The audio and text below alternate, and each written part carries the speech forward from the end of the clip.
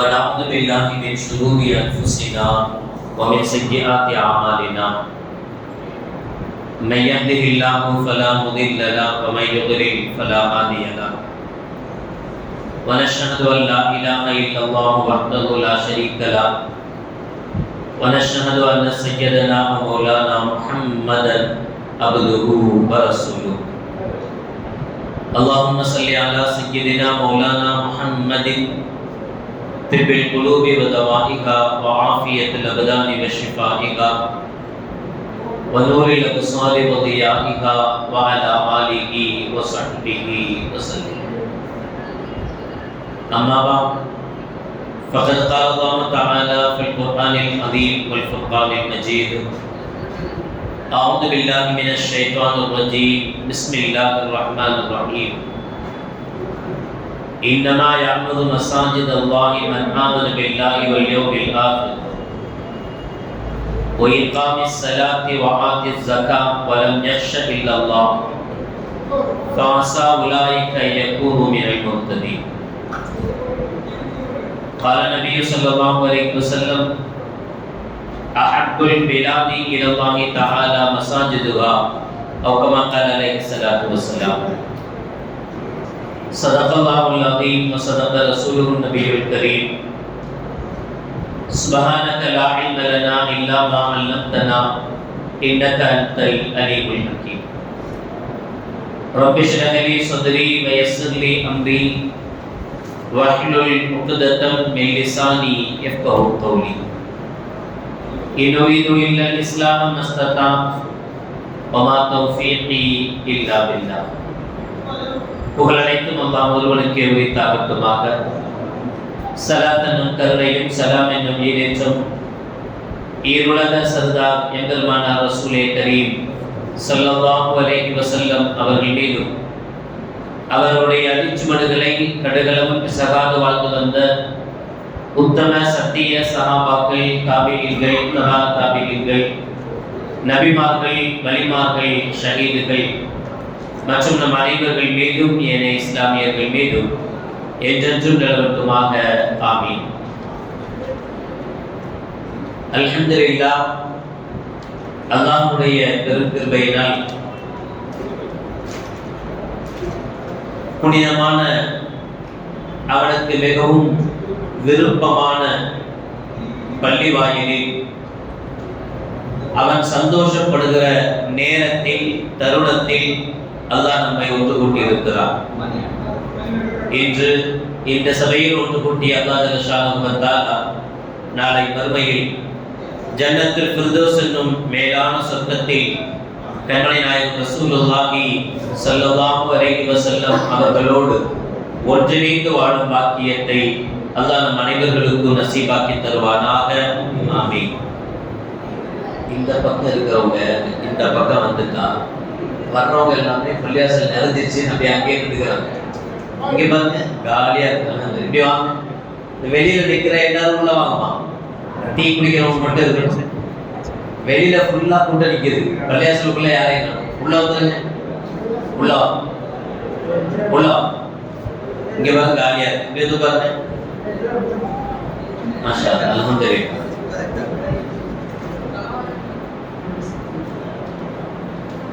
பள்ளிவாசல்கள்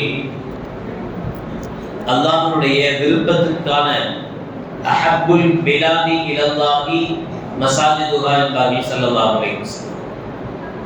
அல்லாஹ்வுக்கு ரொம்ப பிடித்தமான இடம் பள்ளிவாயல்கள், பள்ளிவாசல்கள். பள்ளிவாசலுக்கு ஒரு சிறப்பு இருக்கு. மற்ற எந்த இடத்தையும் விட பள்ளிவாசல் சிறப்புக்குரியது. நம்ம வீடு இருக்கு. நம்ம வீட்டு பெண்கள் தொலை தான் செய்கிறாங்க. வீட்டில் நாமளும் சில சமயம் வீட்டில் தொழுகிறோம், குர்ஆன் ஓதுறோம், மௌலிதுகள் ஓதுறோம். என்னென்ன இபாதத்துகள் செய்ய முடியுமோ அதெல்லாம் வீட்டிலேயே செய்யத்தான் செய்கிறாங்க. வீட்டில் தொழுதால் வீட்டில் தொழக்கூடிய இடம். சில பேர் அல்லாஹ் இருக்கிற பேர் அல்ஹம்துலில்லாஹ் நல்ல பிரம்மாண்டமான மாளிகைகள் கட்டக்கூடியவங்க ப்ரேயர் ரூம் அப்படின்னு தனியாக வீட்டிலேயே ஒரு ரூம் ஒதுக்கி கேட்டார். சந்தோஷமான காரியம். அந்த பிரேயர் ஹால் மஸ்ஜிதா அந்த வீடுகளில் தொழுகிறோமே அந்த தொழுகைக்கும் அதற்கும் பள்ளிவாசல்ல தொழக்கூடிய இந்த தொழுகைக்கும் பெருத்த வித்தியாசம் இருக்கு, பெரிய வித்தியாசம் இருக்கு. பல மடங்கு நன்மைகளை அதிகமா தரக்கூடியது பள்ளிவாசல்ல 2 ரகா தொழுவது. ஏன், என்ன காரணம்? அதுவும் பில்டிங் தான், வீடும் இதுவும் பில்டிங் தானே அப்படின்னா, அந்த பில்டிங்கு வீடு தான், பள்ளி இல்லை. அதுல எவ்வளவு தொழுதாலும் சரி, நம்ம வீட்டு மாடியில மொட்டை மாடியில் ஒரு ஷெட்டு போட்டு 5 வேளை தொழுகை நடக்குது, தராவிகை நடக்குது, எல்லா தொழுகையும் வச்சுட்டோம். அது வீடா பள்ளிவாசலா? வீடுதான். பள்ளிவாசல் சொல்ல மாட்டோம். செல்போன் இருக்கு, செல்போன்ல 30 ஜுஸ்வையும் குரானையும் ஏற்றி வச்சிருக்கிறோம் உள்ளுக்குள்ள. இப்பெல்லாம் மோஸ்ட்ல குரானை பார்த்து ஓதுறவங்களை விட ஓதுறவங்க கூட செல்போன்ல ஓதுறவங்க அதிகமாயிட்டாங்க. குரானே இருந்தாலும் சரி, குரான் எடுத்து ஓதுறது இல்லை, செல்போன்லயே தட்டி விட்டா எல்லாம் வந்து எல்லாமே அதே பார்த்துக்கலாம். சரி, செல்போனுக்குள்ள குரான் இருக்குல்ல, 30 ஜுஸும் இருக்கு, குரான் ஃபுல்லா இருக்கு, அதை பார்க்க ஓதுறோம்ல, இதுக்கு பேர் குரானா செல்போனா? இதுல 1000 கிதாபை டவுன்லோட் பண்ணி வச்சாலும், 1000 குரானை டவுன்லோட் பண்ணி வச்சாலும் இதுக்கு பேரு செல்போன் தான், குரான் ஆகாது. குரானுக்கு பேர் தான் குரான். 30 ஜுஸு இருக்கிற, எடுத்து பார்க்கிற, அதைத்தான் குரான் சொல்லுவோமே தவிர இதை குரான் சொல்ல முடியாது. அதே மாதிரி பள்ளிவாசல்கள் அப்படி தனிப்பட்ட முறையில கட்டி பள்ளி வாயில்களா இருக்கிறதுக்கு பேர் தான் பள்ளிவாசல். வேற எந்த இடத்துல எவ்வளவு தொழுகை நடந்தாலும் சரி அது பேர் பள்ளிவாசல் இல்லை, அது பள்ளிவாசல் சொல்றோம். தொழுவிடம் சொல்லுவோம், முசல்லா அப்படின்னு சொல்லுவாங்க அரபுகள்லாம்.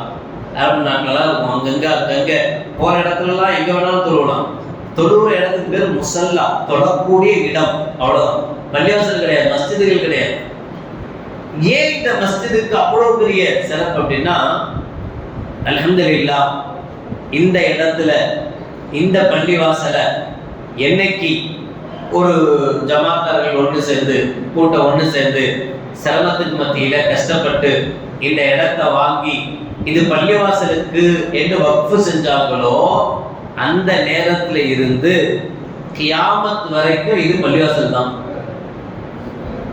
இதை வேற எப்படியும் மாற்ற முடியாது. பள்ளிவாசல் பள்ளிவாசலாவே தான் இருக்குமே தவிர பள்ளிவாசலை வேற எந்த விதத்தாக வேண்டியும் மாற்றவே முடியாது. பக்கத்துல ஒரு பெரிய இடம் வந்துச்சு, அல்ஹம்துலில்லாஹ் நேர்நகர் மக்களுக்கு அல்லாஹ் கொடுத்த பெரிய கிஃப்ட், பெரிய இடம் கிடைச்சிருக்கு, 5 கிரவுண்டு மொத்தமா கிடைச்சிருக்கு. நீங்க அங்க பள்ளிவாசல் கட்டிங்கன்னு சொல்லிட்டோம், அங்க போய் பள்ளிவாசல் கட்டியாச்சு, பிரம்மாண்டமான பள்ளி, அழகா இருக்கு, எல்லா கூட்டமும் அங்க வருது, இங்க தொழுவதுக்கு ஆள் இல்லை, அதனால இதை பேசாம மண்டபமா மாத்திடலாம் அப்படின்னு கேட்டா ஷரியத் அனுமதிக்காது, மாற்ற முடியாது. தேவைப்பட்ட அந்த 3 ஏக்கர் அல்லது 3 கிரவுண்ட் இடம் இருக்குல்ல, அதுல வேணா மண்டபத்தை கட்டிக்கலாமே தவிர பள்ளிவாசல்னு வக்ஃபு செய்யப்பட்ட இடத்தை எந்த சூழ்நிலையிலையும் எப்பவும் பள்ளிவாசல் அல்லாத வேறொன்றுக்காக மாத்துறதுக்கு மார்க்கம் அனுமதிக்காது. கியாமத் நாள் வரைக்கும் பள்ளிவாசல் பள்ளிவாசலாக வேண்டி மட்டுமே. ஆனா வீடோ மற்றவைகளோ அப்படி கிடையாது. இன்னைக்கு நமக்கு சொந்தமா இருக்கக்கூடிய வீடு போகக்கூடிய காலத்துல, வரக்கூடிய காலத்துல என் பிள்ளைக்கு, என் பேர பிள்ளைக்கு அப்படியே அந்த வீடு கையிலே இருக்குமா? நான் மொத்தா போறேன், என் பிள்ளை நல்லபடியா இருக்கிறாரு, அவர் இருக்கிற வரைக்கும் அவர் கையில இருக்கும். ஒரு கஷ்டம் வந்துச்சு, சிரமம் வந்துச்சு, அல்லது இதை விட பெஸ்டா இன்னொரு இடம் கிடைச்சது, உடனே இந்த வீட்டை வித்துட்டு வேற வீடு வாங்கலாம்னு நினைக்கிறாரு. அடுத்த நிமிஷம், அடுத்த நேரம் இந்த வீடு வேறொருத்தர் பேர்ல இடம் மாறிடுது, கை மாறிடுது. இப்ப எனக்காக, என் குடும்பத்துக்காக அந்த வீடு இல்லை, என் குடும்பத்துக்கு வேற வீடோ வேற இடமோ மாறிடுது. இந்த இடம் எனக்கு சொந்தமானதா, நமக்கு சொந்தமானதா?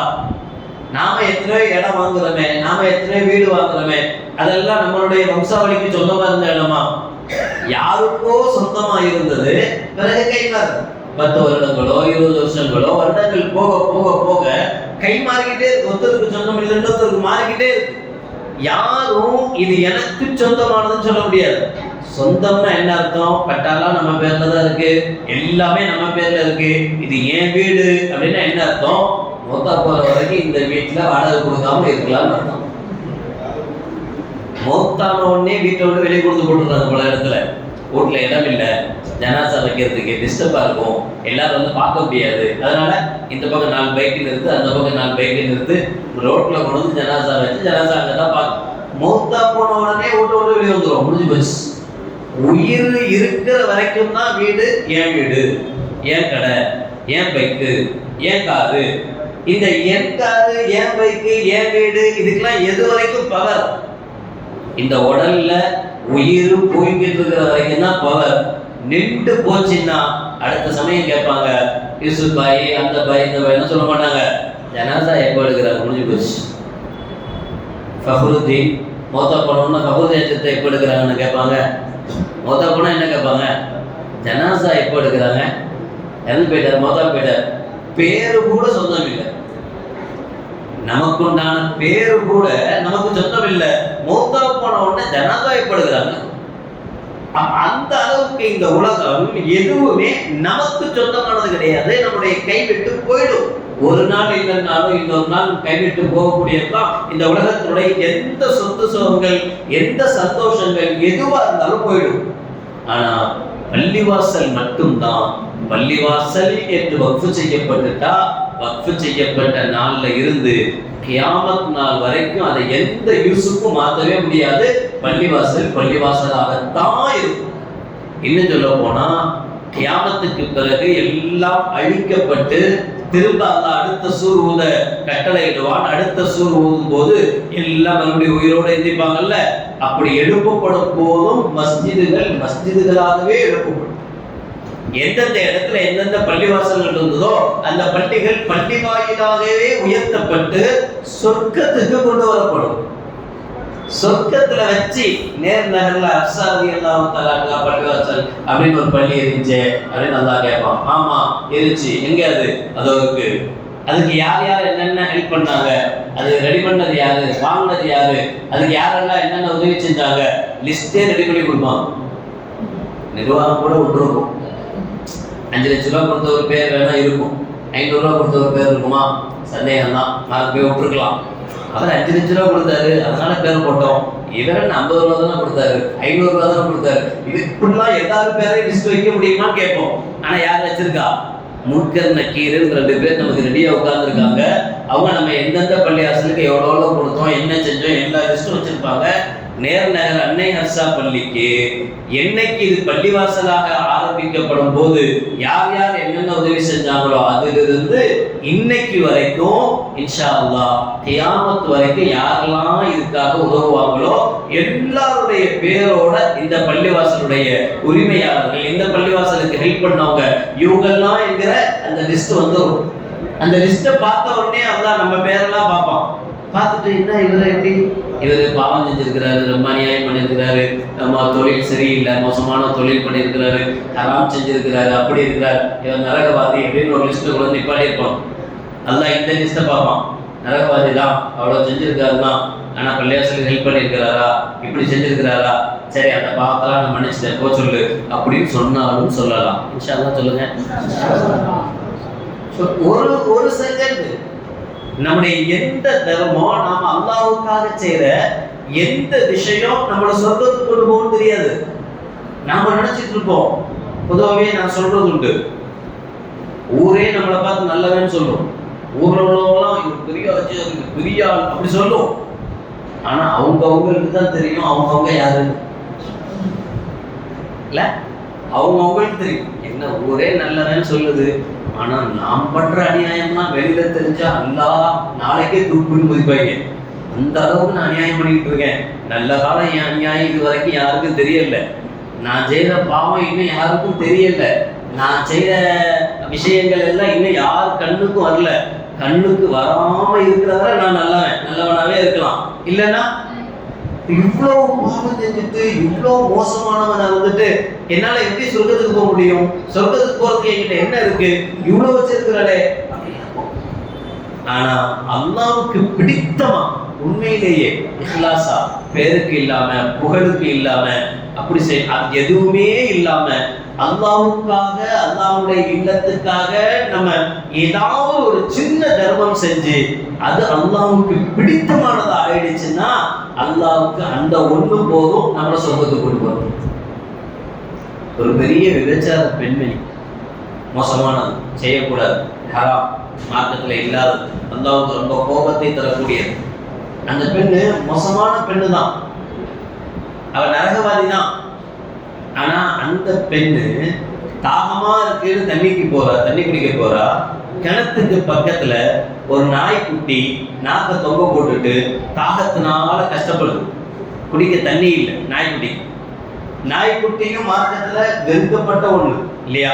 நாயும் பன்றியும் ஐநூறு நஜீஸ்ன்னு சொல்லுவாங்க. அதனுடைய எந்த பகுதியும் சுத்தம் கிடையாது, எல்லாமே மோசமானது.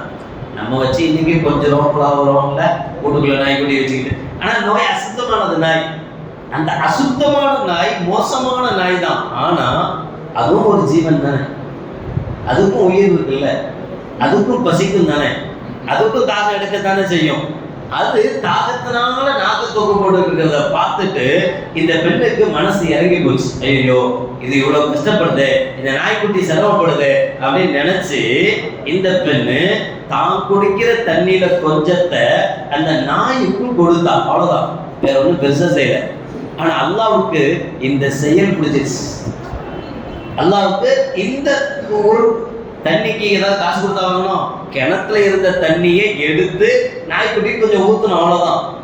ஊத்தி அந்த நாய்க்குட்டி அதை குடிச்ச உடனே ஒரு சந்தோஷம் வருது. அந்த நாய்க்குட்டி சந்தோஷமா கத்துது இல்ல, அந்த கத்தல் தான் ஆமீன், அந்த கத்தல் தான் நமக்கு துவா. இது அல்லாவுக்கு பிடிச்சு அல்லாஹ் என்ன செஞ்சுட்டான், இவ்வளவு பாவம் செஞ்சவளா இருந்தும் கூட அந்த பாவத்தை பத்தி எல்லாம் அல்லாஹ் கேர் பண்ணவே இல்லை. விடு எல்லாம் செஞ்சது போட்டும், எனக்காக இந்த பெண் இந்த வேலையை செஞ்சால, ஆமா சொர்க்கத்துக்கு அனுப்பிட்டான் அல்லாஹ்.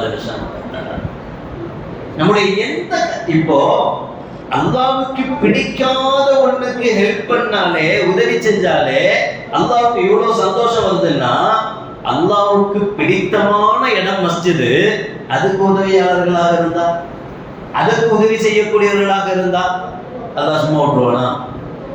இப்ப நம்ம சாதாரணமா ஒருத்தர் இன்னொருத்தருக்கு ஹெல்ப் பண்றாரு, உதவுறாரு, அதை பார்த்துட்டு நாம சந்தோஷப்படுறோம். அன்னை தெரசா அப்படின்னு சொன்னா யாரா இருந்தா, மதம் கடந்து ஜாதி கடந்து எல்லாம் கடந்து அன்னை தெரசா அப்படின்னா ஒரு மரியாதை வருது, நமக்கு ஒரு மதிப்பு வருது. அந்த அம்மா நல்லவங்க. எவ்வளவு தொழுநோயாளிகள் பக்கத்துல கூட யாரும் வர்றதுக்கு அஞ்சுவாங்க. கேன்சர் பேஷண்ட் வீட்டில் உள்ளவங்களே வச்சுக்க மாட்டேங்கிறாங்க, தனி ரூம் கொடுத்து ஒதுக்கி வச்சிடுறாங்க, தனி தட்டு தனி கிளாஸ். கேன்சர் வந்துச்சுன்னா ஒதுக்கி வச்சிடறாங்க. வீட்டில் உள்ள பெத்த புள்ள பார்க்கறதுக்கு தயார் இல்லை, யாரும் தயார் இல்லை. வீட்டிலேயே ஒதுக்கி வச்ச மாதிரி இருந்து வாழக்கூடிய வாழ்க்கை. ஆனா அப்படிப்பட்ட தொழுநோயாளிகளை எல்லாம் ஒன்று சேர்த்து அவங்களுக்கு ஹெல்ப் பண்ணி உதவி, ஒரு தாயன்போடு அந்த அம்மா நடந்துகிட்டதை நினைக்கும் போது, மதம் கடந்து ஜாதி கடந்து எல்லாம் கடந்து மனிதாபிமான அடிப்படையில சரி அவங்க நல்லவங்க அப்படின்னு சொல்றோம்ல, நம்ம சந்தோஷமா சொல்றோம்ல. யாருக்கும் ஹெல்ப் பண்ணாங்க, நமக்கு ஹெல்ப் பண்ணாங்க, நல்லா பாதுகாக்கட்டும். நமக்கு ஹெல்ப் பண்ணல, யாருக்கோ ஹெல்ப் பண்ணது இல்லையா, யாருக்கோ உதவி செஞ்சது, யாருக்கோ ஹெல்ப் பண்ணது நமக்கு எப்படி இருக்கு, அவ்வளவு சந்தோஷத்தை தருது. அப்ப நமக்கே ஒருத்தர் ஹெல்ப் பண்ணா எப்படி இருக்கும், நமக்கே ஒருத்தர் உதவுனா அவரை நம்ம விட்டு கொடுப்போமா?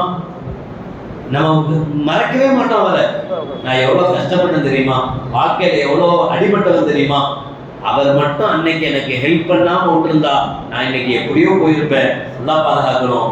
அவர் அன்னைக்கு உதவுனாரு, அவர் கடையில் எனக்கு வேலை போட்டு தந்தாரு, அவருடைய வேலைக்காரரா என்ன வச்சுக்கிட்டாரு. இன்னைக்கு அல்ஹம்துலில்லாஹ் நான் சொந்த கடை வச்சு வியாபாரம் பண்றேன்னா அதுக்கு அவர் தான். என்னைக்கும் நமக்கு ஹெல்ப் பண்ணா நம்ம மறப்போமா? அல்லாஹ் யாருக்கோ உதவி செஞ்சதுக்கு எல்லா பாவத்தையும் மன்னிச்சு அவங்க சொர்க்கவாதியா மாத்தலாம் அப்படின்னா அல்லாஹ்வுக்கே உதவி செஞ்சா அல்லாஹ்வுக்கே உதவி செய்ய முடியுமா? அல்லாஹ் தான் நமக்கு தந்திருக்கான். நம்மள்கிட்ட இருக்கக்கூடிய சொத்து சுகம் காசு பணம் இதெல்லாம் யார் கொடுத்தா? நமக்கு அவங்க கொடுத்தது. அல்லாஹ் தான் நமக்கு தந்திருக்கான். நாம அல்லாஹ்வுக்கு கொடுக்க முடியுமா? முடியும்னு சொல்றான் அல்லாஹ். என்ன சொல்றான்? நாம அல்லாஹ்வுக்கு ஹெல்ப் பண்ண முடியும், நாம அல்லாஹ்வுக்கே கொடுக்க முடியும் அப்படிங்கிறான். அது எப்படி கொடுக்கிறது? அல்லாஹ் சொல்றான், நாளை மறுமை நாள்ல நம்மளை கொண்டு நிறுத்தும் போது அல்லாஹ் ஒருத்தர் நம்மள்கிட்ட கேட்பான், நான் உன் வீட்டுக்கு வந்தேனே, எனக்கு ரொம்ப பசியா இருக்கு, எனக்கு கொஞ்சம் சோறு கொடுங்க அப்படின்னு நான் உங்ககிட்ட கேட்டனே, நீ எனக்கு சோறே தரலையே அப்படின்னு என்ன செய்வான்? அல்லாஹ் நம்மள்கிட்ட கேட்பான்.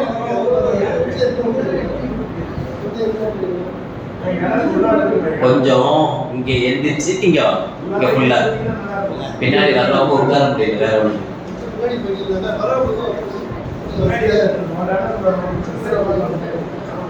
பள்ளிவாசலே எப்படிப்பட்டது அப்படின்னா பார்க்கறதுக்கு தான் அப்படி தெரியும், சின்னது மாதிரி இருக்கும். ஆனா வர வர வர வர வர வர வர இறங்கிட்ட மக்காவுக்கு போயிருக்கீங்களா, அரபுக்கு போயிருக்கீங்களா, தவாப் செய்யற இடம் பார்த்தா ஒரு குறிப்பிட்ட இடம் தான் தவாப் செய்யற இடம். ஆனா அந்த இடத்துல மக்கள் இறங்கிட்டே இருப்பாங்க, உள்ள வந்துகிட்டே இருப்பாங்க. அது எப்படிதான் இடம் கொடுக்குமோ தெரியாது, விசாலமாயிட்டே போகும். எவ்வளவு பேர் இறங்கினாலும் தவாப் செய்யறதுக்கு இடம் இருக்கும். இடம் இல்லாம தவாப் செய்யாம வெளியே வந்தவங்கன்னு கேள்விப்பட்டிருக்கீங்களா? மத்தாப்புக்கு போய் ஹஜ்ஜுடைய சமயத்திலே இருக்கட்டும், லட்சக்கணக்கான பேர் கோடிக்கணக்கான பேர் ஒன்று சேர்றாங்களே, ஒன்று சேர்ந்து யாராவது உள்ள போகும்போது பயங்கர ரஷ்ஷா இருப்பா, நான் வெளியே வந்துட்டேன்னு சொல்லியிருக்காங்களா?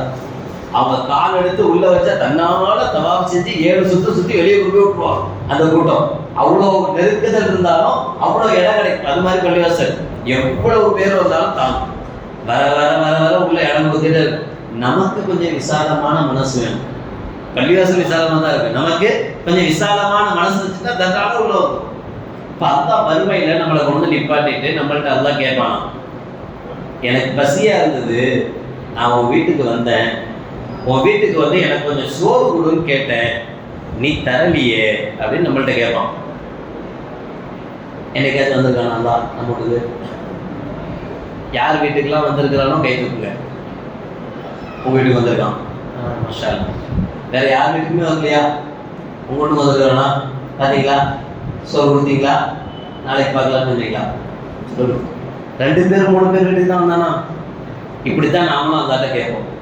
நீ எங்க வந்த, நீ எப்ப வந்த, நீ வந்திருந்தா நம்ம தான் பிரியாணி ஆக்கி போட்டுக்கலாமே. அல்லாஹ் வீட்டுக்கு வந்தா சும்மா விடுவோமா? அல்லாவே நம்ம வீட்டுக்கு வந்துட்டா சும்மா விடுவோமா?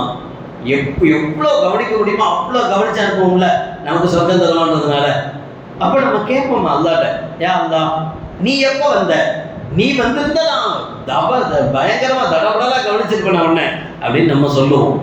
அப்ப அல்லாஹ் சொல்லுவானா, ஒரு ஏழை உன் வீட்டு வாசலுக்கு வந்து எனக்கு பசிக்குது சோறு கொடுங்க அப்படின்னு கேட்டானா, அது அப்பப்போ அதுதான் செய்கிறாங்க. எவ்வளோ மிஸ்கீன்கள் வர்றாங்க, எவ்வளோ இளைஞர் வர்றாங்க, பாய் பாய் சொல்லிகிட்டே தான் இருக்கிறாங்க, கூப்பிட்டுட்டே தான் இருக்கிறாங்க. இப்போ அல்லாஹ் சொல்லுவான், அவனுக்கு நீ சோறு கொடுத்துருந்தா அங்கே என்ன பார்த்துருந்த. அதனால தான் ஏழைகளின் சிரிப்பில் இறைவனை காணலாம்னு சொன்னாங்கல்ல. ஒரு ஏழையினுடைய சந்தோஷம், ஏழையினுடைய சிரிப்பு யாருக்கு கொடுக்குற தர்மம்? அல்லாஹ்வுக்கு கொடுக்குறது. நம்ம சோறு கொடுக்குறது பிச்சைக்காரருக்கு சோறு போடல, நம்ம ஏழைக்கு தர்மம் பண்ணல. வர்றவங்க போறவங்க எல்லாம் அசிங்கமானவன், அருவருப்பானவன், ஐயோ அப்படி இல்லை. நாம அவனுக்கு கொடுத்தாலும் யாருக்கு கொடுக்குறோமா? அல்லாஹ்வுக்கு கொடுக்குறோமா? திரும்ப அல்லாஹ் கேட்பானா, நான் ரொம்ப தாகமா இருக்குன்னு உங்க வீட்டுக்கு வந்தேன், எனக்கு கொஞ்சம் தண்ணி கொடுன்னு உங்ககிட்ட கேட்டேன், நீ தண்ணியே கொடுக்கலையே அப்படின்னு அல்லாஹ் சொல்லுவான். நம்ம கேட்போம், அல்லாஹ் உனக்கு தான் தாகமே எடுக்காத, நீ தாகம் எடுக்குதுன்னு வந்திருந்தா நான் தான் ஜூஸே கொடுத்துருப்பேனே அப்படின்னு நம்ம கேட்போம். அப்போ அல்லாஹ் சொல்லுவானா, உன் வீட்டுக்கு ஒரு ஏழை வந்தானா, ஏழை வந்து எனக்கு தாகமா இருக்குன்னு சொன்னானா, அவனுக்கு தண்ணி கொடுத்துருந்தா அங்க நீ என்ன பார்த்துருப்ப? 3வது தான் கேட்பானா, நான் உடம்பு சரியில்லாம பக்கத்திலே படுத்திருந்தேன், நீ ஒரு நாள் கூட என்ன வந்து நல்லா இருக்கீங்களா, உடம்பு எப்படி இருக்குன்னு விசாரிக்கவே இல்லையே அப்படின்னு அல்லாஹ் கேட்பானா. மனுஷன் கேட்பான், யா அல்லாஹ் நீ எல்லா நோயிலிருந்தும் நீ பரிசுத்தமானவன், சுப்ஹானல்லாஹ், நீ எந்த குறையுமே இல்லாதவன், நீ உனக்கு எப்படி நோய் வரும், நீ எப்படி உடம்பு சரியில்லாம ஆவ அப்படின்னு கேட்பான். கேட்டவொடனே அல்லாஹ் சொல்லுவானா, உன் பக்கத்து வீட்டுல ஒருத்தர் உடம்பு சரியில்லாம படுத்திருந்தாரு, அவரை போய் பார்த்தியா, எப்படி இருக்கிறாருன்னு கேட்டியா, அவரை போய் பார்த்திருந்தா, அவர்கிட்ட எப்படி இருக்கேன்னு கேட்டிருந்தா அங்க நீ என்ன பார்த்திருப்ப? அப்ப அல்லாஹ்வுக்கு நாம சோறு கொடுக்க முடியுமா? முடியும். அல்லாஹ்வுக்கு நாம தண்ணி கொடுக்க முடியுமா? முடியும். அல்லாஹ்வை நம்ம நோய் நல விசாரிக்க முடியுமா? முடியும். யாருக்கு செய்யணும்? இருக்கிற அடியார்களுக்கு, இருக்கிறவங்களுக்கு நாம செய்கிற உதவி அல்லாஹ்வுக்கு செய்கிற உதவி. அதனாலதான் அல்லாஹ் ஜல்லஷானஹு வ தஆலா எனக்கு நீங்க உதவி செஞ்சா நான் உங்களுக்கு உதவி செய்யறேன்னு சொல்றான். யன்சுருக்குமுல்லாஹு, நீங்கள் எனக்கு நீங்கள் உதவி செய்தால் நான் உங்களுக்கு உதவி செய்வேன். அல்லாஹ்வுக்கு எப்படி உதவி செய்யறது? இப்படி. சரி, அடுத்தவங்களுக்கு செய்கிற ஸல்லல்லாஹு அலைஹி வஸல்லம் சதகாலே சொல்லுவாங்க, நீங்க ஒரு ஏழைக்கு கொடுக்கிற பணமா இருக்கட்டும், காசா இருக்கட்டும், அல்லது தர்மமா, எந்த தர்மமாக இருந்தாலும் அது அந்த ஏழையினுடைய கையில் படுவதற்கு முன்பு அல்லாஹ் அதை கை நீட்டு பெற்றுக் கொள்கிறான்றாங்க சொல்லலாம். நம்ம கொடுக்கும் போது என்னவோ பிச்சைக்காரனுக்கு போடுற மாதிரி தான் தெரியுது. ஆனா நம்ம போடுறத யார் வாங்கிக்கிறாங்க முன்னாடியே, அது 50 பைசாவா இருந்தாலும் சரி, 1 ரூபாயா இருந்தாலும் சரி, மதிப்பில்லாத காசா இருந்தாலும் சரி, யார் சந்தோஷமா வாங்குறா? அல்லாஹ் சந்தோஷமா அதை வாங்கி நம்ம பேங்க்ல சேர்த்துடுறோம். மறுமையில சொர்க்கத்துக்காக நம்ம அக்கௌண்ட்ல போட்டு வச்சிடறோம். போட்டு வச்சுட்டு மறுமையில நாம போகும்போது நம்மகிட்ட கொண்டு காட்டுவோம், தான் இதெல்லாம் நீ செஞ்ச அமல் அப்படின்னு. ஆனா நமக்கே தெரியல அல்லாஹ் நம்மளோட எவ்வளவு இணக்கமா இருக்கான், அல்லாஹ் நம்மளோட எவ்வளவு நெருக்கமா இருக்கான், அல்லாஹ் எவ்வளவு நமக்கு நல்லது செஞ்சுக்கிட்டே இருக்கான் அப்படின்றது நமக்கு புரியல. அது எங்க உணர முடியும் அப்படின்னா பள்ளிவாசல்ல எல்லாம் உணர முடியும். இது அவனுடைய வீடு. பள்ளிவாசல் யாருடைய வீடு? இங்க தலைவர், செயலாளர், பொருளாளர், துணைத் தலைவர், துணை செயலாளர்லாம் இருப்பாங்க. அவங்கெல்லாம் எதுக்கு? பெயிண்ட் இல்லைன்னா பெயிண்ட் அடிக்கிறதுக்கு, ஃபேன் ஓடலைன்னா ஃபேனை மாற்றுறதுக்கு, லைட்டு போயிடுச்சுன்னா லைட்டை மாற்றுறதுக்கு, அஜயத்துக்கு சம்பளம் கொடுக்கறதுக்கு. இதுக்கு தான் நிர்வாகம், இதுக்கு தான் நிர்வாகம். அவங்களுக்கு சொந்தமானது பள்ளிவாசல். பள்ளிவாசல் யாருக்கு சொந்தமானது? அல்லாஹ்வுக்கு சொந்தமானது. யாருக்கு சொந்தம்? அல்லாஹ்வுக்கு. இது யாருடைய பள்ளி? அல்லாஹ்வுடைய பள்ளி, அல்லாஹ்வுடைய வீடு. அல்லாஹ் நம்ம வீட்டுக்கு ஒரு விருந்தாளி வந்தா நம்ம எப்படி கவனிப்போம்? நம்ம வீட்டுக்கு ஒரு விருந்தாளி வந்தா நம்ம என்னதான் செய்வோம்? ஸல்லல்லாஹு சொல்றாங்க, பள்ளிவாசலுக்குள் நாம வந்தா ضيوفுல்லாஹ், அல்லாஹ்வுடைய விருந்தாளிகள் நாமெல்லாம். அல்லாஹ்வுடைய விருந்தாளி. அல்லாஹ்வுடைய வீட்டுக்கு வந்தா அல்லாஹ் கவனிக்காம விடுவானா? அல்லாஹ். ஆனா நமக்கு தெரியாது. நம்ம பாட்டில் உள்ள ஒரு ஓரன்றக்கா தொழுவோம், போயிடுவோம். யாராவது ஜூஸ் கொடுக்குறாங்க, பள்ளிவாசல் தொழுதான் இன்னைக்கு மட்டும் கொடுக்கலாம், டீ கொடுப்பாங்க. இன்னைக்கு தெரப்பி டீ கொடுப்பாங்க, அது போகும்போது பிரியாணி கொடுப்பாங்க, அதெல்லாம் இருக்கும். நாளைக்கு அசர் தொழுவு வந்தா யாராவது டீ கொடுப்பாங்களா? ஜூஸ் கொடுப்பாங்களா? டீ கொடுக்குற மாதிரி ஜூஸ் கொடுக்குற மாதிரி தெரியாது. ஆனா அல்லாஹ் கொடுக்குறான். எத்தனை தடவை பள்ளிவாசலுக்குள்ள வந்து தொழுகிறோமோ, எத்தனை தடவை பள்ளியினுடைய தொடர்பு நமக்கு வருதோ, அப்பெல்லாம் அல்லாஹ் நமக்கு கிஃப்ட் தந்துகிட்டே இருக்கிறான். ஆனா அந்த கிஃப்ட் எதுவுமே நமக்கு வெளிப்படையா தெரியாது, வெளியிடமா தெரியாது. வயிற்ற வலிக்கிற மாதிரி இருக்கும்.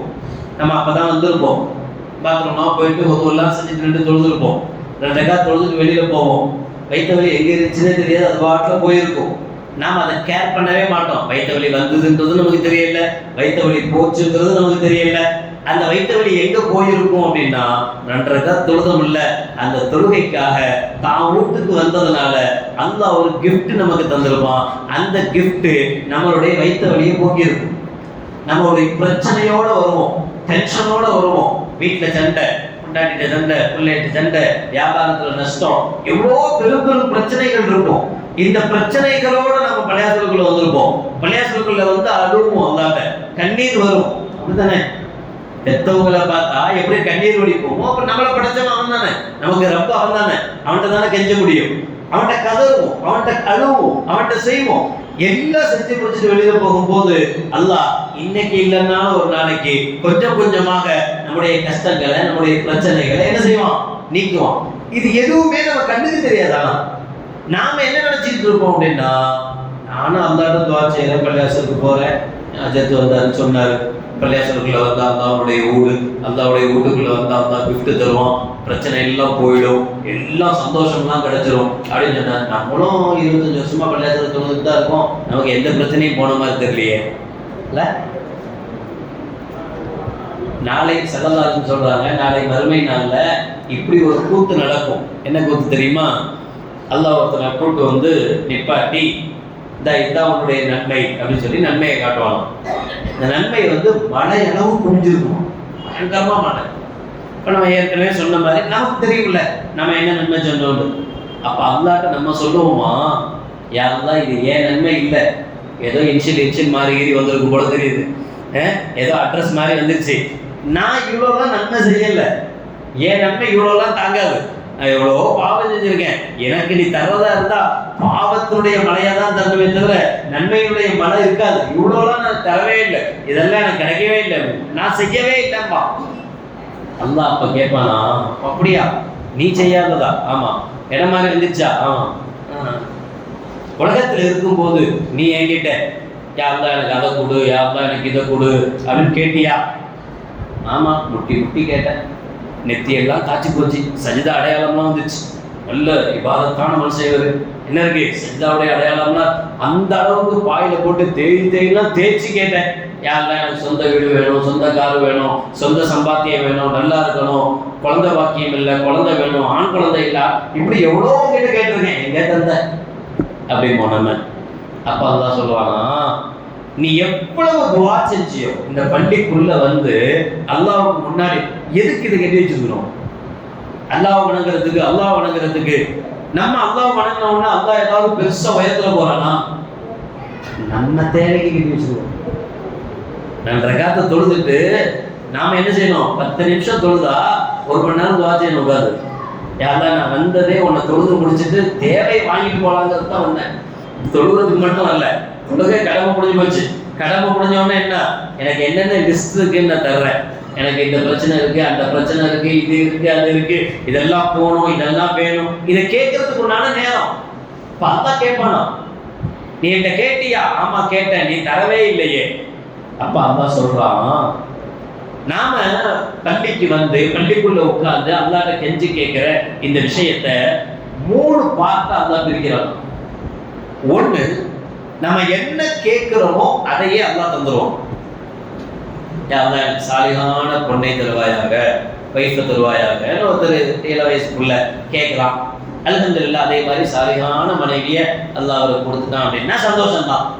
யாருமே சரி மனைவிங்க எங்கேயுமே அமைதியா, சரி எல்லாம் சாலிகான மனைவி மாதிரி தான் இல்லையா? நாம கொஞ்சம் அட்ஜஸ்ட் பண்ணி நடந்தா அவங்களும் அல்ஹம்துலில்லாஹ் சாலிகான மனைவி தான். நாம ஒரு இருக்கும்போது தான் அவங்க உனக்கு அவ்வளோன்னா எனக்கு எவ்வளோ அப்படின்னு திரும்பி நிற்கிறாங்கல்ல. அதே மாதிரி ஒரு பெண் அல்லாஹ்க்கு துஆ செஞ்சு, யா அல்லாஹ் இப்படி இருக்கு, எனக்கு சாலிகான ஒரு கணவர் கூட கேட்டிருப்பாங்க, அல்ஹம்துலில்லாஹ் ஒரு சாலிகான கணவனை என்ன செஞ்சிருப்பான் அல்லாஹ் அவங்களுக்கு கொடுத்துருப்பான், எல்லாம் நடந்திருக்கும். சில சமயம் நம்ம கேட்பேன், யா அல்லாஹ் கல்யாணத்துக்கு பின்னாடி அது கொஞ்ச நாள் 6 மாசம் 7 மாசம் ஆனாலே போகும், சுற்றி இருக்கிறவங்க எல்லாம் கேட்க ஆரம்பிச்சிடுவாங்க, விசேஷம் இல்லையா, சும்மா தான் இருக்காதா, அந்த பாடுவதை படாத பாடுபடுத்த, யா அல்லாஹ் எப்படியாவது ஒரு பிள்ளையாவது கொடுத்துரு, இதுங்க வாயை அடைக்க முடியல அப்படின்னு கெஞ்சிருப்போம், கேட்டிருப்போம். அல்லாஹ் அல்ஹம்துலில்லாஹ் அந்த குழந்தை பாக்கியத்தை நமக்கு தந்திருப்போம், குழந்தை கிடைச்சிருக்கும். யாருன்னா பொம்பளை பிள்ளை இருக்கு, ஆம்பளை பிள்ளை வேணும்னு கேட்டு ஏதோ நாம கேட்கக்கூடியதை அல்லாஹ் ஒண்ணு நேரடியா நாம என்ன கேட்கிறோமோ அதையே அல்லாஹ் கபூல் செஞ்சு தந்துருவோம். ஒருவேளை அப்படி தரலைன்னா அல்லாஹ் என்ன செய்வானா, சில சமயம் நாம எப்படின்னா நமக்கு எது நல்லது நமக்கே தெரியாது, நாம நல்லதுன்னு நினைச்சு கேட்போம், அது கெட்டதா போயிடும். லவ் பண்ணி கல்யாணம் பண்ணிக்கிறாங்கல்ல, அதெல்லாம் பாருங்களேன். மோஸ்ட்லி லவ் பண்ணும் போது கல்யாணத்துக்கு முன்னாடி அப்பா என்ன பேச்சுக்கிறீங்க, பெட்ஷீட் போட்டு பேசுறாங்க, விடிய விடிய பேசுறாங்க, ட்ரெயின்ல போனா பேசுறான், நீ ஆபீஸ்ல இருப்ப நான் அப்புறம் சரி உன்னை விட எனக்கு என்ன வேலை பேசுமா நீ அப்படி கொஞ்சம் கூட என்னென்ன பேச்சு என்னென்னலாம் பேசலாம். அதுக்கு முன்னாடி அவன் ரூட்டே தனி, அவ பேரை பச்சை குத்திக்கிறான், அவ பேரை கேட்டாலே ஆனந்தமா இருப்பான், இப்படிலாம் இருக்கிறான். எப்ப கல்யாணத்துக்கு முன்னாடி லவ் பண்ணும்போது, கல்யாணம் முடிஞ்சு கொஞ்ச நாள் புஷ்ஷா ஒண்ணுமே இல்லாம போயிடுது. அப்ப இவன் தான் கேட்கிறான், யாரெல்லாம் ஆயிஷான்னு ஒரு பொண்ணு பக்கத்து வீட்டுல இருக்கா, அவ எனக்கு ரொம்ப பிடிக்கும், எனக்கு அவளையே நீ கட்டி கொடுத்துரு அப்படின்னு கேட்பான். அல்லாவும் சரி ஆயிஷா தான் வேணுமா அப்படின்னு பக்கத்து வீட்டு ஆயிஷாவே அல்லாஹ் கல்யாணம் பண்ணி கொடுத்துருவான். கல்யாணம் பண்ணி கொடுத்த பின்னாடி ஒரு 5 மாசம் 6 மாசம் 1 வருஷத்துக்கு அப்புறம் பிரச்சனைன்னு வரும்போது, யா அல்லாஹ் இந்த ஆயிஷா இப்படிப்பட்டவன் உனக்கு தெரியுமில்ல, எனக்கு ஏன் கட்டி கொடுத்த அப்படின்னு கேட்பான். அப்ப அல்லாஹ் திரும்ப கேட்பான், நீ தானே கேட்ட, எனக்கு வேணும் வேணும் வேணும்னு அடம்பிடிச்சது நீ தானே, எனக்கு இந்த பொண்ணு தான் வேணும் நீ தானே கேட்ட. நான் தான் கேட்டேன், அது கேட்டிருக்க கூடாது. யா அல்லாஹ் எனக்கு எங்க அத்தா 5000 ரூபாய்க்கு தான் போன் வாங்கிட்டு வந்துருக்கிறாரு, அவன் தான் ஐஃபோன் வச்சிருக்கான், யாரெல்லாம் எனக்கு ஐஃபோன் தான் வேணும் வந்து கேட்கறான். சரி ஒருவேளை அல்லாஹ் ஓகே பண்ணி சரி போடா அப்படின்னு உனக்கு ஐஃபோன் அப்படின்னு ஐஃபோனே வாங்கி கொடுத்துட்டான். ஐஃபோன் வாங்கி போய் 1 வாரத்துல கீழே போட்டு டவுன்லோட் போட்டு உடைச்சிட்டான். உடைச்ச உடனே நினைப்பான், சரி நம்ம ஐஃபோன் வாங்கி இருக்க கூடாது, 1 லட்ச ரூபா வீணா போச்சே, 50,000 ரூபா வீணா போச்சே, இதே ஒரு 5000 ரூபா போனா இருந்தா போனா போது தொலைஞ்சிட்டு போது வேற வாங்கிருக்கலாம்ல, நமக்கு இது செட் ஆகாது அப்படின்னு எப்ப புரியுது, பட்ட பின்னாடி புரியுது. படுறதுக்கு முன்னாடி நாம என்ன நினைக்கிறோம், இதுதான் எனக்கு பெஸ்ட், எனக்கு இதுதான் வேணும், எனக்கு இதுதான் தேவை அப்படின்னு நம்ம அல்லாட்ட இது வேணும்னு சொல்லி கேட்கிறோம். அப்ப அதனால அல்லாஹ் என்ன செய்யறான்னா, சில சமயம் நாம அல்லாட்ட ஒன்று கேட்க அல்லாஹ்வுக்கு தெரியும் இவனுக்கு இது கொடுக்க கூடாது, இவன் கொடுத்தா செட் ஆக மாட்டான், இவனுக்கு இது கிடைக்க கூடாதுன்றதுனால அல்லாஹ் அதை தரமாட்டானா. அல்லாஹ் அதை தராம வேறொரு நல்லது நமக்கு நடக்க வேண்டியது இருக்குமா, அல்லது ஒரு கெட்டது நடக்க வேண்டியது அல்லாஹ் தடுத்துருவான், ஒண்ணுமில்லாம ஆக்கிடுவான். உதாரணத்துக்கு நாம ஒரு 50,000 ரூபா 1,00,000 ரூபா கேட்கிறோம்னு வச்சுக்கோமே. யாரெல்லாம் புது வருஷம் பிறந்திருக்கு 2025, யாரெல்லாம் என் மேல கொஞ்சம் கருணை செய்வாயாக, இந்த ஜனவரி மாசத்துல எப்படியாவது 1,00,000 ரூபா ப்ராஃபிட் பார்த்துருந்தோம் அப்படின்னு நம்ம அதாட்ட கேட்டோம். அல்லாஹ் பார்த்தான் 1,00,000 ரூபா தருவேன், ஆனா தந்தா நீ பள்ளியாசனுக்கு இப்ப ஃபஜ்ருக்கு வர்றேன், அந்த 1,00,000 ரூபா தந்தா ஃபஜ்ர்ல ஆளக்கான போயிடும், அப்புறம் தோறு இல்லாம கட் பண்ணுவேன், இப்போ வியாபாரம் அலைய ஆரம்பிச்சிருவேன், அப்புறம் நீ அதனால தரமாட்டான். தராம நமக்கு ஏதாவது ஒரு நோய், ஏதாவது ஒரு கஷ்டம், உடம்புல ஒரு பிரச்சனை அப்படி இருக்கும், அந்த பிரச்சனைய நமக்கே தெரியாம நீக்கிடுவோம். ஒரு தலைவலின்னு வச்சுக்கோமே, ஒரு தலைவலி திடீர்னு பயங்கரமான நைட்டு பயங்கர தலைவலி, நம்ம தலைவலியில துடிக்கிறோம். வீட்டில் உள்ளவங்க பெரியவங்க அதெல்லாம் ஒண்ணும் இல்லை, தைலத்து தளவு, அதை புண்ணி புகைக்குடி அப்படின்னு எதையோ ஒன்று செஞ்சாங்க, செஞ்சதை காலையில ஃப்ரெஷ்ஷாக எழுச்சிட்டோம், ஒண்ணுமே இல்லை. இதே அந்த டைம்ல தலைவலியில என்னால் தாங்க முடியல, உடனே நான் ஆஸ்பத்திரிக்கு போய் தான் ஆகணும் அப்படின்னு ஒரு 24/7 ஆஸ்பத்திரிக்கு போய் நம்ம தலையை கொடுத்துருந்தா தலையை எடுக்கிற வரைக்கும் விடமாட்டான் டாக்டர், இப்படிதானே? அப்பவே பில்லை போட்டு தீட்டிடும். உள்ள கொண்டு போய் வைக்கும் போது 50,000 ரூபா கேட்டுட்டு உள்ள வந்த பின்னாடி அந்த டெஸ்ட் இந்த டெஸ்ட் எல்லா இதுக்கும் 1,50,000 ரூபாய் ஆயிப்போச்சு, முடிஞ்சு போச்சு. எல்லாம் முடிஞ்சு நல்லா தான் இருக்கு தலை, எதுவுமே பிரச்சனை இல்லை அப்படின்னாலும் ஒரு சிடி ஸ்கேன் எடுத்துக்கிட்டா பெட்டர் அப்படின்பார். அதான் ஒண்ணுமே இல்லையே, வேற எது சிடி ஸ்கேன் எடுத்துட்டா நல்லது, ஃப்ரீ ஆகிடும் அப்படின்பார். அதுக்கு ஒரு 10,000 ரூபாய் 20,000 செலவு. இப்படி 1,50,000 ரூபா செலவாயிருக்க வேண்டியதை அல்ஹம்துலில்லாஹ் மாஷா அல்லாஹ் அசத்துல்லா வாங்க.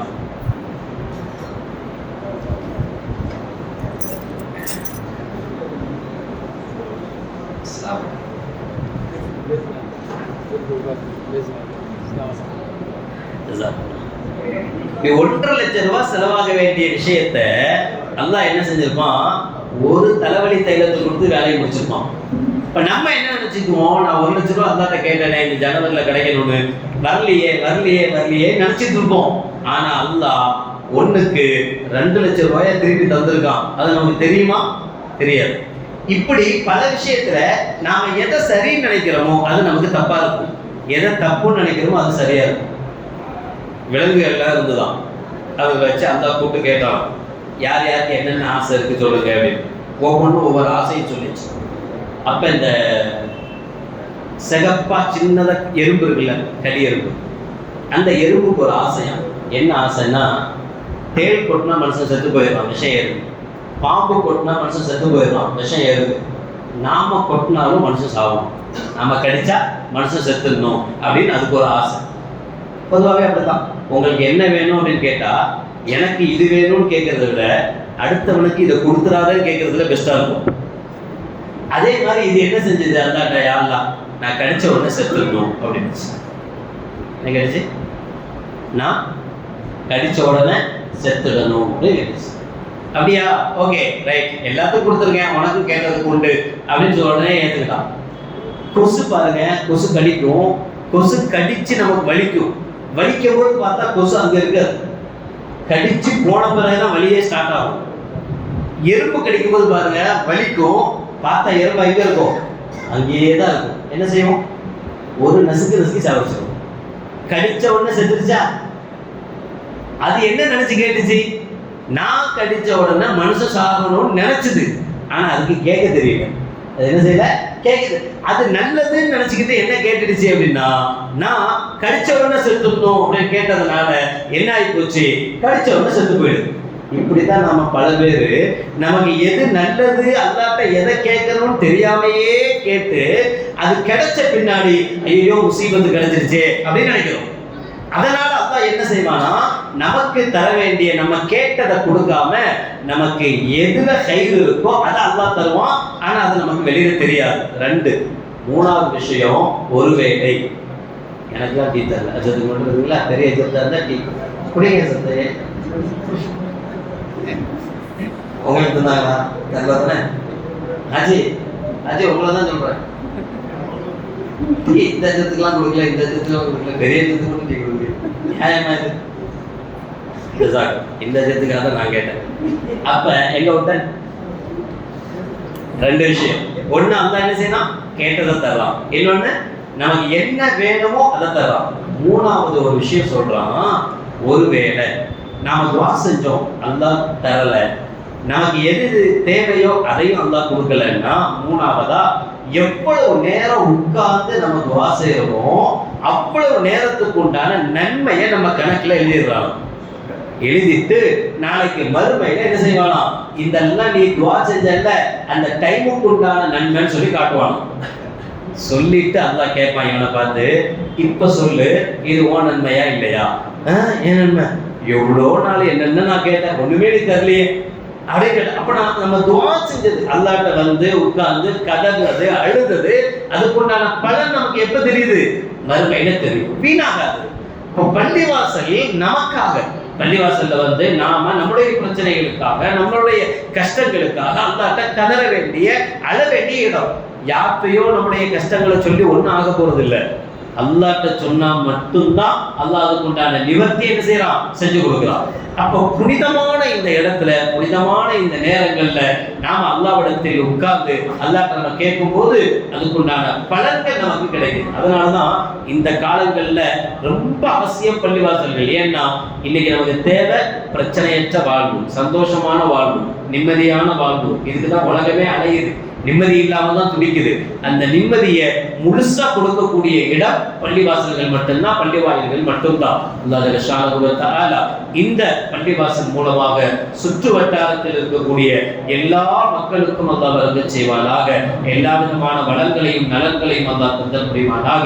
இந்த பள்ளியினுடைய பரக்கத்தால் நம்முடைய பாவங்களை அல்லாஹ் மன்னித்தல் புரிவானாக. இந்த பள்ளியினுடைய பரக்கத்தால் நம்முடைய கடன் தொல்லைகளை அல்லாஹ் நீக்குவானாக. இந்த பள்ளிவாசலுடைய பரக்கத்தால் நமக்கு சந்தோஷங்களையும் கயிறுகளையும் அல்லாஹ் தந்தல் புரிவானாக. வாஹிரு தஅவானா அல்ஹம்துலில்லாஹி ரப்பில் ஆலமீன். அஸ்ஸலாமு அலைக்கும் வரஹ்மத்துல்லாஹி வபரகாத்துஹு.